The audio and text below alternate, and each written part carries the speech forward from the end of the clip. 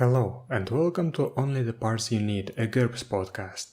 I am EnragedEggplant and in this episode I would like to discuss languages in GURPS. The transcript for this episode will be linked in the description. I've always enjoyed the study of languages.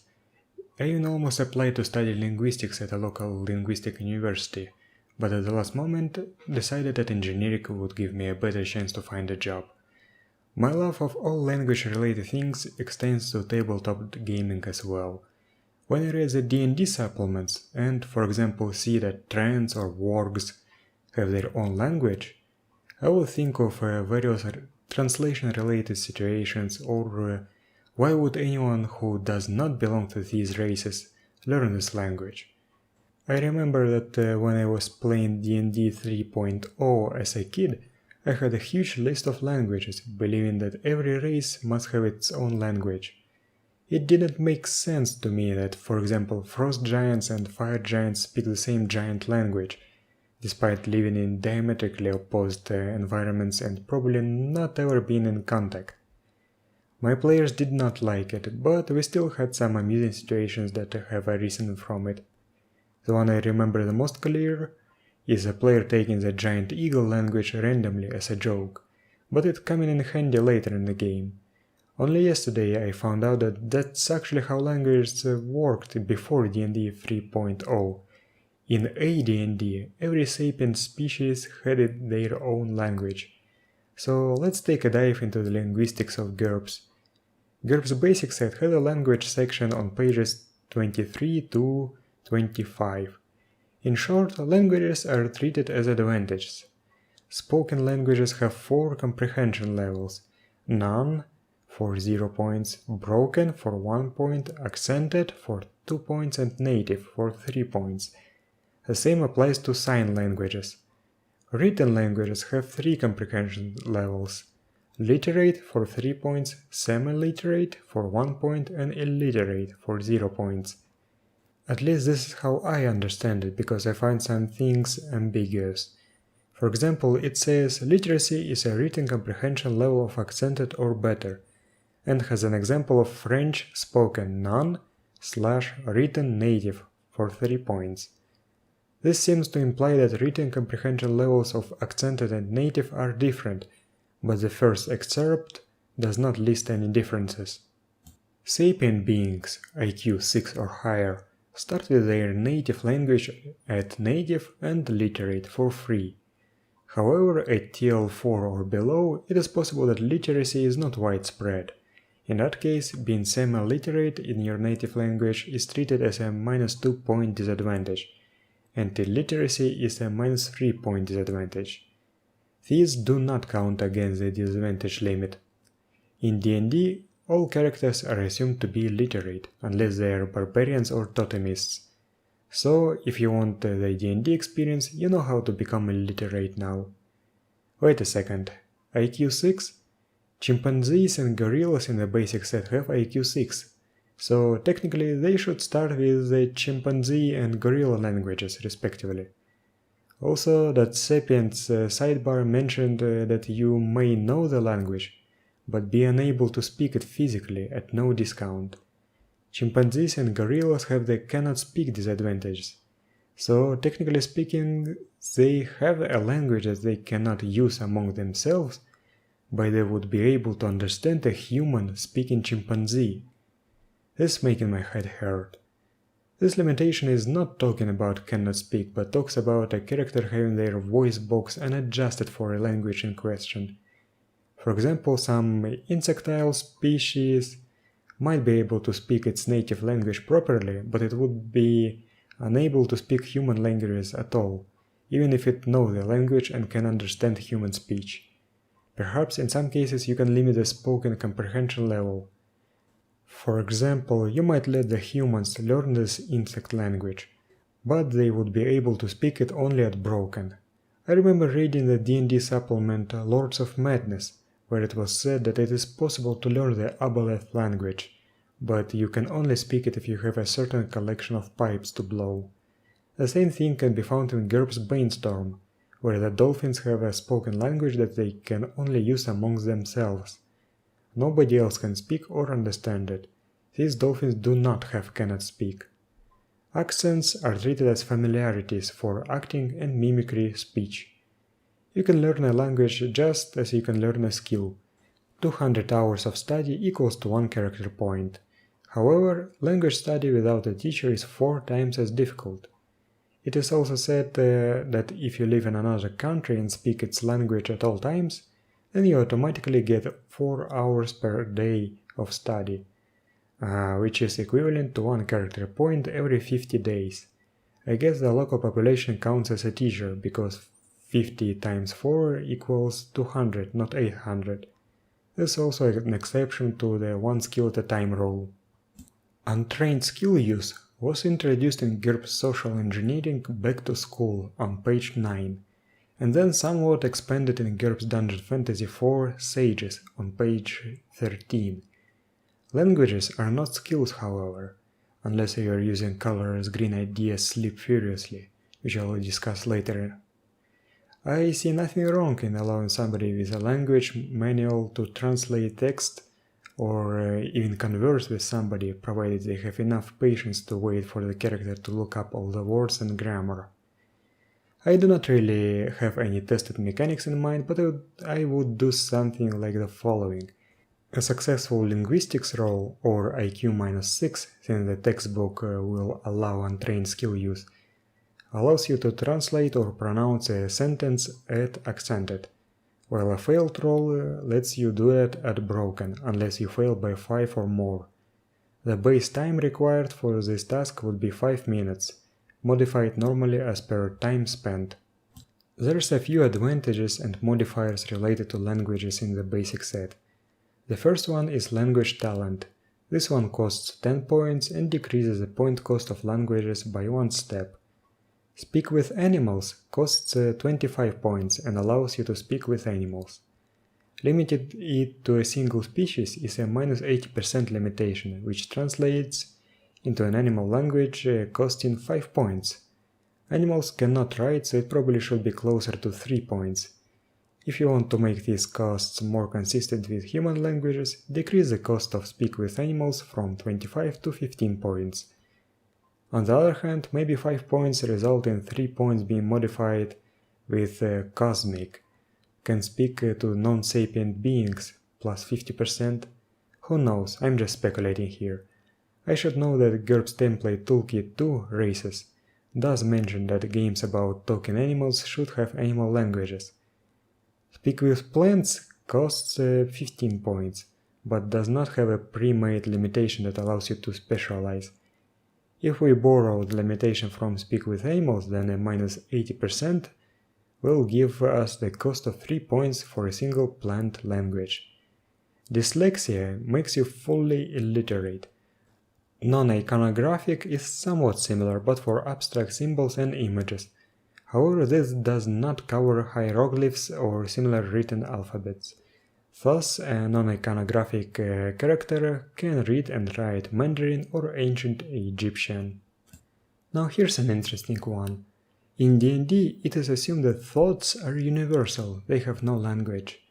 Thus, if you are casting Detect Thoughts or using telepathy, you'll be able to read the mind of the subject or communicate with it, respectively, regardless of the language barrier. GURPS does not assume that. Mind Probe, Mind Reading and Telesend do require you to have a language in common, not that Mind Control does not, unless you take the Universal plus 50% enhancement.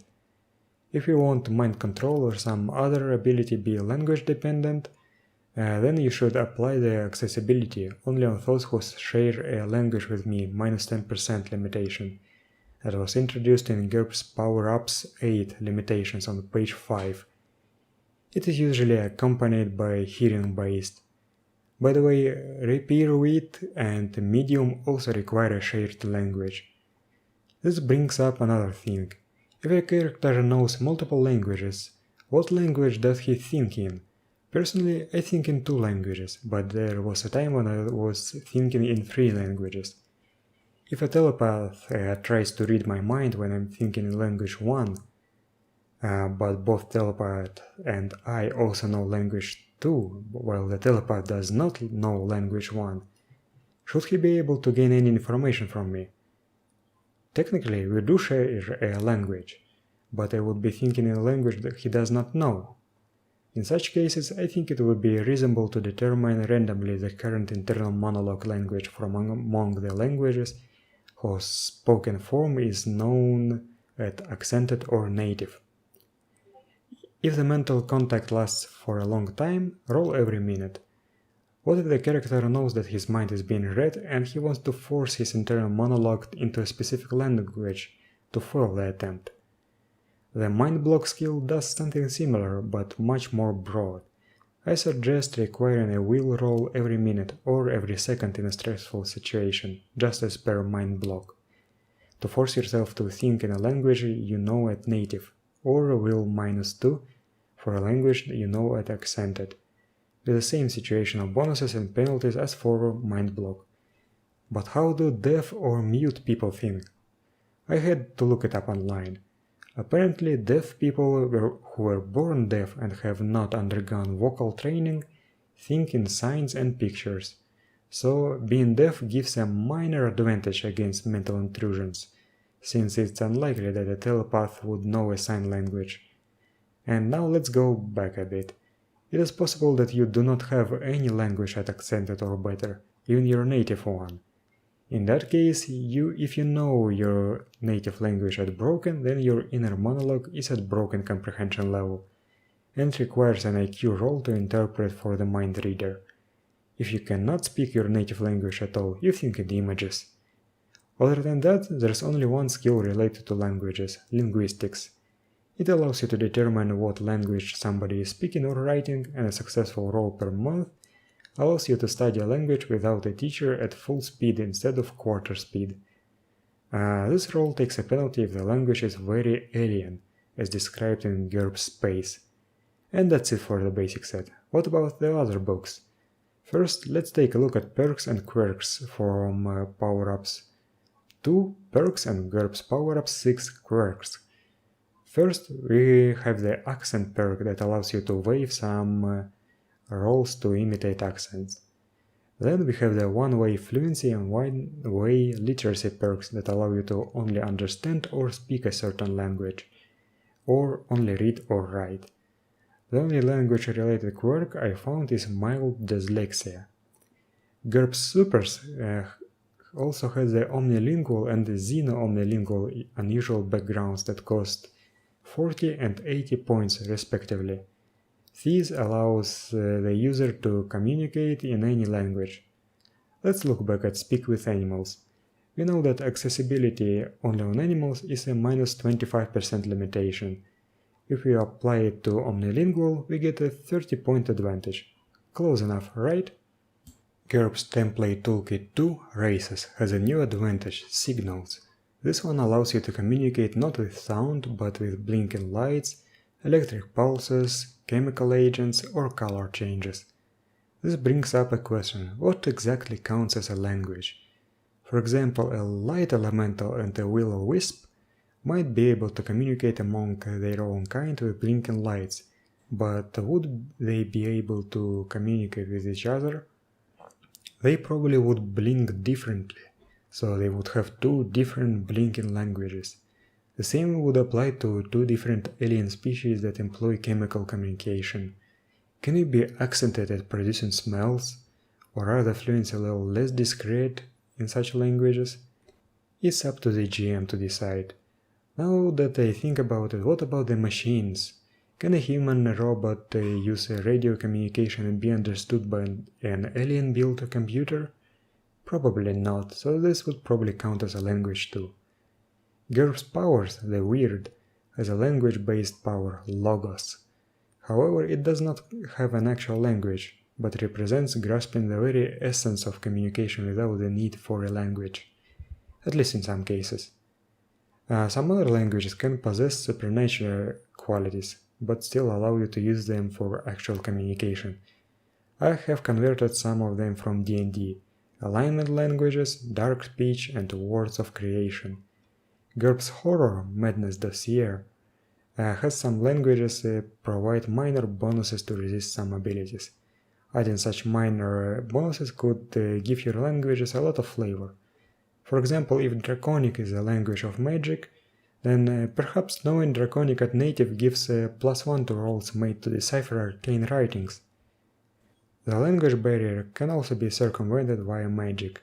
Spells such as Borrow Language, Lend Language, Gift of Tongues, and Gift of Letters make communication very easy. Gift of Tongues is started up as a sorcery spell in GURPS Thaumatology Sorcery, and costs only 28 points. That's actually cheaper than Omnilingual. This alone makes the College of Communication and Empathy very useful. If you feel that these spells ruin the feel of your game, feel free to forbid them or restrict them in some way. There's also 3 pyramid articles that are related to languages. First one is Languages, Culture, and the Common Tongue from Pyramid 316 by Demi Benson. Talks about language defaults, trade pigeons, and the cinematic and realistic takes on the common language. The second is Speaking in Tongues from Pyramid 354 by Jason P.K. Levine. Is very similar, discussing language defaults, language groups, but it also introduces wildcard languages and reprints the omnilingual advantage from GURPS Supers with some new limitations. The third one is Colorless Green Ideas Sleep Furiously from Pyramid 344 by Roger Burton West. It provides an entire alternative language framework that takes inspiration from the 3rd edition of GURPS. Languages become skills instead of advantages. I actually like this take, especially the fact that it introduces the difficulty levels of languages, but it ends up making languages much more expensive. Now that I described everything I found concerning the languages in GURPS, let's talk about what role the languages play in the game. Languages themselves rarely are the central point of the game. They can play a very important role, for example in espionage games or in wild frontier games where dramatic translation scenes can happen. However, the translation scenes probably don't look as exciting as, for example, combat, and they do not involve many dice rolls, unless of course you're translating from broken to broken. Languages feel very binary. You either know a language or you don't. Colorless Green Ideas Sleep Furiously fixes the latter by turning languages into skills. In games such as D&D style fantasy, languages may seem less important. As I said before, in AD&D, every sapient species had their own language. D&D 3.0 revised this, consolidated many languages into a single one. For example, all goblinoids in D&D 3.1 speak Goblin, while in the past goblins were speaking Goblin, hobgoblins were speaking Hobgoblin, and bugbears were speaking Bugbear. The same applies to Fae, Giant, Dragon, and many other languages. While from the point of view of verisimilitude and realism this feels wrong, from the point of view of gameplay it's a good thing. Humans usually had more languages based on their ethnicity or region, while other races much more monolithic in terms of languages is not explained. I've also encountered this problem when I was building the setting for my game. It just made no sense that some of the races were speaking the same language. But the more languages there are in the game world, the less valuable each language feels. And if you take, for example, 10 different languages, you feel scammed, since you spent 40 or 60 points on them, and the language problems will rarely come up. That's why I think that the language defaults are very important. If your setting has many languages, consider creating a map or a table of language defaults. Thus, if a character has purchased the Goblin language at native, he would be able to speak to Hobgoblins at accented and to Orcs at broken. If the character picked up the language of the Blue Dragons at native, he'd be able to talk to Black Dragons at accented and to Silver Dragons at broken. This makes things much better, and each language feels much less like wasted points. I can understand that some people feel that the language barrier encounters where you might need to use a gesture skill, pantomime, or drawing are boring, and it certainly can be if overused. But I just love encounters with unknown languages where finding the teacher or an interpreter is an entire quest of itself. Also, I feel that languages are much more important to wizards. Magical scrolls and spellbooks all use languages, and if you explore an ancient dungeon and find a spellbook in an unknown language, the reward for deciphering and translating it will actually be tangible to the character, as he'll gain access to the new spells. However, even considering all of the above, the languages may seem overpriced. That's why I'm considering making them cheaper using the following scheme. Add up the points spent on the spoken, written, and signed forms of a language, apply a minus 60% limitation, and round up. Also, language talent now costs 5 points. That should probably do it.